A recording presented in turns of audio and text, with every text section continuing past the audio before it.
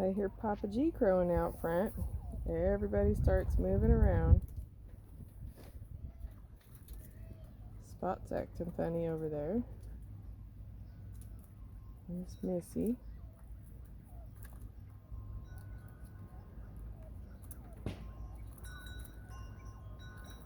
Kind of perplexed as to what to do with these guys. I got some reading and some watching to do to figure it out.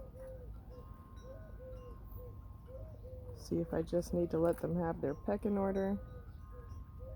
Maybe we'll just have drama from time to time. I guess as long as nobody gets killed or badly damaged, I guess that's just nature.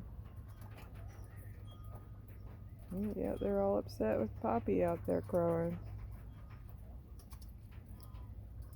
I can hear Dottie in the coop rustling around, or in the hutch. Dottie's up in the coop, she's rustling around. Even Missy over here doesn't rustle about a little bit. Yeah, there she is. Never see her. Alright, I guess I better go sort out my issues with my birds. Everybody have a great weekend. Bye for now.